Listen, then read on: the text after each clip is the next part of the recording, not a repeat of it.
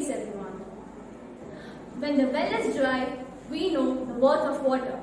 These words were once quoted by Benjamin Franklin and is holding a great importance. As like water, water is considered a boon from the Creator to each and everyone on this planet. Water is having the power to give God to a huge tree from a little seed. It creates a life-changing technology for each one on this planet. The importance of water, we, the scholars of grade 11 science, participate in Jal Shakti Abhiyan and would like to spotlight the topic of purification of water and introducing green technologies. Focusing on our country is blessed with 3 water bodies in its south and Himalayas in its top, which has got a pure flow of water every second from the glaciers. We are blessed with the states of Arunachal Pradesh, Chhattisgarh, Uttarakhand, Odisha, Karnataka and Kerala, which encounters good amount of rainfall each year. On our surroundings, we have River Narmada. River Narmada is usually contributing to the states of Gujarat, Madhya Pradesh and Rajasthan and is economically very helpful to the states. The projects on this river, like Sardar Sarovar Dam, is usually contributing to the irrigation facilities to the dry regions of this area. The place where the river mixes with the seawater. Estuary is not good for seawater animals because at that time the river water mixes with salt water, which generates a reaction which kills a lot of aquatic animals. So, how we can use this estuaries in a productive way to generate electricity? Yes, we can generate electricity with the help of estuaries. Here, if I take this, it's a machine, it's an integrated machine. If I take on the one side, if I take fresh water, on the other side salt water, and if I keep filter paper, we divide these two, and I use 2 electrodes. The electrodes I use are copper hexocyanoferrate, which is primed with sodium ions.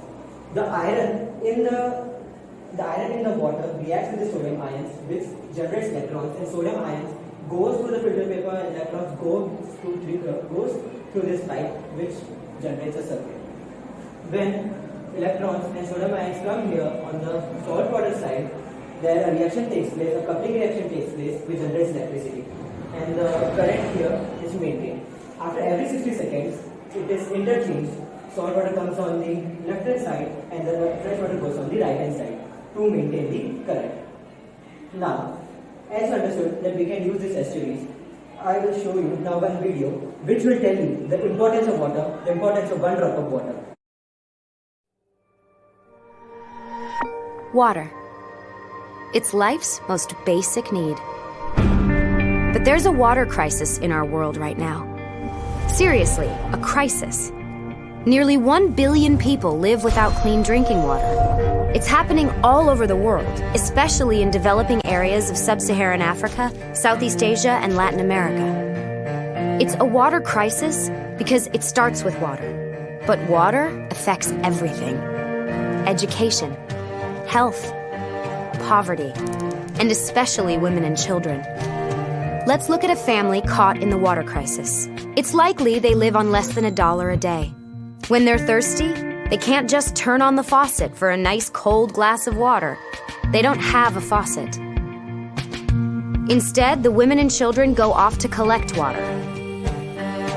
Many walk up to 3 hours a day to the nearest swamp, pond, or river to gather water that's been sitting out in the open, exposed to all kinds of germs.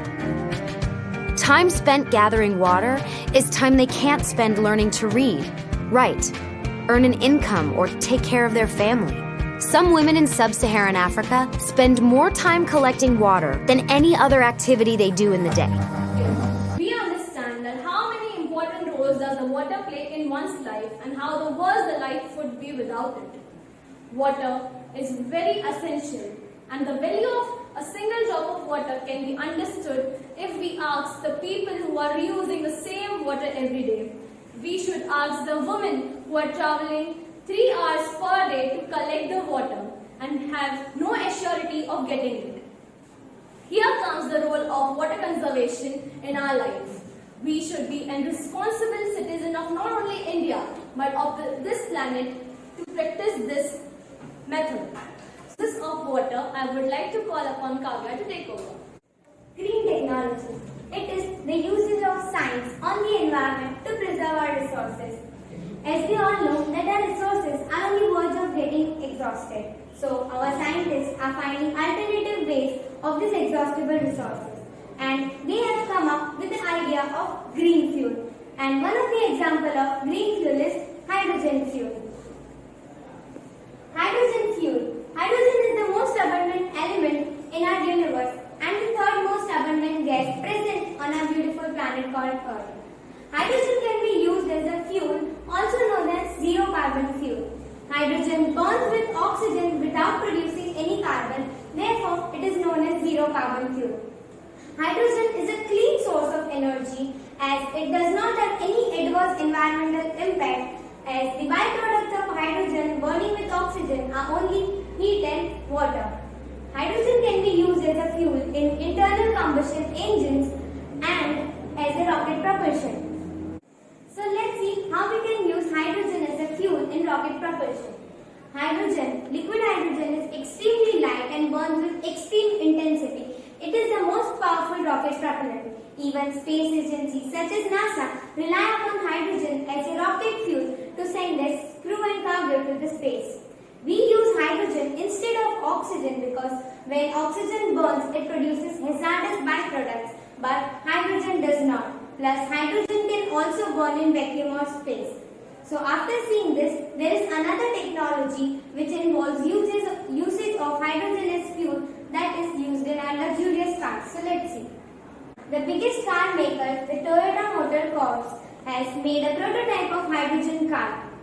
So, let's see how we can use. It generates electricity by combining hydrogen and oxygen. Hydrogen from the fuel tank and oxygen which enters from the air through grills inside the fuel cell stack. Then a chemical reaction takes place and it generates electricity, and this electricity is used to power the cars. Electric cars need to be charged constantly, but hydrogen car, one fueled with compressed hydrogen gas, can go up to 200 miles. So it is quite economical. So we know that it's quite economical because hydrogen car generates its electricity by its own. So now we have seen that how we can use hydrogen fuel with the modern technology. But we Indians have been using this hydrogen fuel since the era of Mahabharata and Ramayana, as we know that Vimans such as Pushpak used to run on hydrogen. So, Bharadwaj wrote a Sanskrit scripture known as Agastya Samhita, in which he mentions about two types of train, and one of them is Agniyan, which was powered by hydrogen.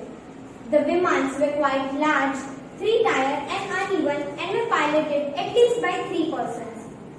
The process of extraction of hydrogen from water is completely written in the Samhita, and we can use that extracted hydrogen to generate electricity is also elaborated in quite detail in the Samhita. Start. We have seen that how we can extract hydrogen from water to generate electricity. But what about if we can use water itself to generate the electricity? So I would like to call upon Dia to throw some light on this topic. Water is essential for the survival of mankind, and a large country like India requires water, a lot of it. But unfortunately, water scarcity is a huge problem due to exponential population increase. To avoid this problem, countries have highly relied on an expensive and highly controversial measure, desalination. The process of desalination is quite simple. You suck the seawater out from the ocean, remove the salt and deliver the fresh water wherever it's needed. However, desalination comes at a huge cost, both economically and environmentally. The principle of desalination is quite simple. You suck the seawater out from the ocean, remove the salt and deliver the fresh water wherever it's needed. However, desalination comes at a huge cost, both economically and environmentally. Desalination plants are responsible for a combined output of 76 million tons of carbon dioxide per year, and on a local scale, the main issue is the byproduct of desalination, brine. But we have another option. NEOM is Saudi Arabia's ambitious Giga project. It focuses on how to convert seawater into freshwater without pollution. The solution has to be an innovative technology, and that's where the technology of solar dome comes in. A solar dome is a sphere made up of glass and steel, and it rises 25 meters into the air. The theory behind it is quite simple. The seawater is piped into a glass-enclosed aqueduct system which feeds the water with sunlight as it travels into the dome. An array of parabolic mirrors concentrate the solar radiation onto the dome, which superheats the water and it evaporates. As a result, this highly pressurized steam is released and it condenses as fresh water, which can be piped and transported wherever it's needed. This technology produces less brine as a byproduct and is completely carbon neutral. Not only just purifying seawater, but what if we could power the whole planet with seawater? Yes, you heard it right. We have the technology to convert seawater into liquid fuel. In 2014, US Navy converted seawater into liquid hydrocarbon fuel. They did this by extracting carbon dioxide and hydrogen from seawater and using a relatively cheap catalyst to convert carbon dioxide into carbon monoxide. After this reaction, carbon monoxide was transformed into fuel. Scaled up, this technology could also be used to completely replace fossil fuels, which is a big deal. Now, moving on to our next water technique, cars powered by salt water. Saltwater powered cars sounds absurd, right? Well, it is not so. The car we know poses a lot of challenges in the not so distant future. First, of what goes inside it, that is the oil, and the other that comes outside the internal combustion engine, that is carbon dioxide. So there has to be a better way. German company Nanoflucell debuted their first Korn E-Sports limousine, which proves to be the first saltwater powered car. It has two tanks filled with liquid metallic salts and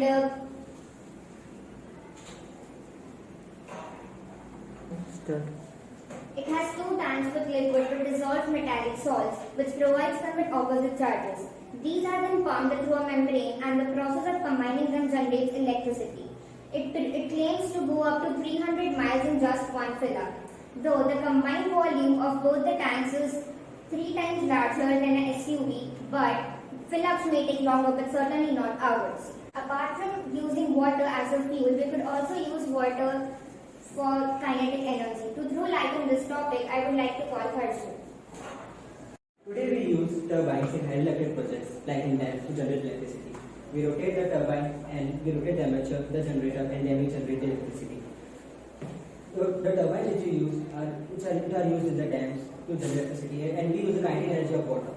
But what if I say that if I put these turbines in the pipes of our buildings and use that kinetic energy of water which comes down from a height to generate electricity, it is different. Yes. If I put like this, here it will move, the flaps will move, it will move the armature and the generator will move, which will generate electricity. So the people who take bath for a long time, all that water goes down to the sink, which is of no use there. But if I use that water, I can generate electricity, like in this manner. Water flows, this rotates, it will rotate the armature is here, and it will generate electricity. A beautiful morning with fog all around, isn't it fabulous? We all know that fog is made up of water vapors. So what if I say that I collect this fog, the water vapors in the fog, and I use it as a water? Yes, it's a different concept known as fog catching. Fog catching is a process where the fog passes through the net and I can collect all that water particles here, which then with the help of gravity will collect it down. I'll show you a demonstration. Water in the fog, and then the fog goes like this and it gets collected. You can see that how it gets collected, and slowly it goes down and I can collect that water. With the help of these fog catchers, I can collect around 1,600 gallons of water, which is around 6,000 liters per day, which will be very helpful for those humans who go so far to collect. Here they can collect directly. That is the fog, and here we can collect it. It gets collected by the gravity. Then there are tumblers which we can collect. We all saw in this presentation that how much water is important. We all saw the techniques which is important, which can be used in modern technology ahead. So I pay my gratitude to Jal Shakti